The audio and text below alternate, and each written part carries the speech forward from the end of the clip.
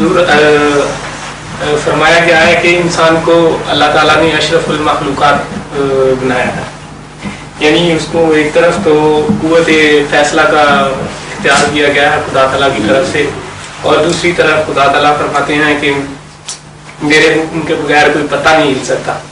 تو کیا اگر کوئی انسان کوئی برا کام کرتا ہے تو کیا اس پہ خدا کی رضا شامل ہوتی ہے؟ نہیں، کوئی آدمی جو برا کام کرے اس کے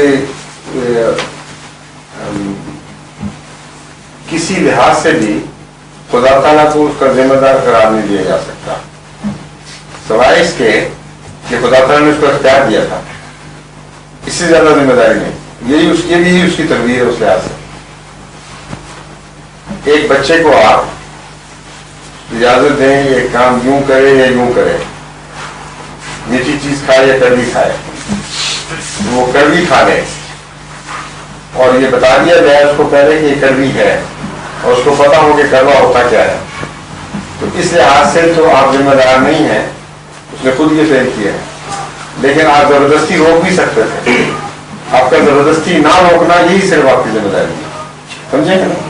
تو اسی طرح اللہ تعالیٰ کا بندوں سے تعلق ہے، جب خدا نے خیر اور شر دونوں کی اجازت دے دی تو اجازت کی حد تک ذمہ دار ہے خدا، کسی زیادہ نہیں۔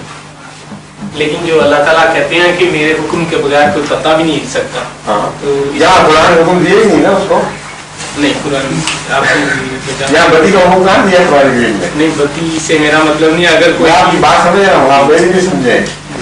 خدا تعالیٰ نے خدا تعالیٰ فرماتا ہے میرے حکم کے بغیر پتہ بھی نہیں ہوتا، بالکل درست ہے۔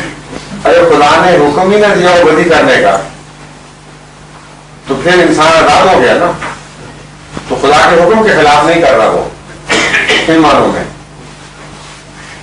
اگر حکم دیا ہو بدی کا تو پھر وہ مجبور ہے، لیکن یہاں خدا نے حکم کو اٹھا دیا ہے، یہ اور صورتحال ہے، یا حکم کو سسپینڈ کر دیا ہے اور اس کو اختیار دے دیا، یہی حکم ہے خدا کا، اور یہی حکم چل رہا ہے۔ یہاں خدا کا حکم یہ ہے کہ تم مختار ہو گئے ہو، یہاں تو اس کا حکم چل رہا ہے، ہم مختار ہو گئے ہیں۔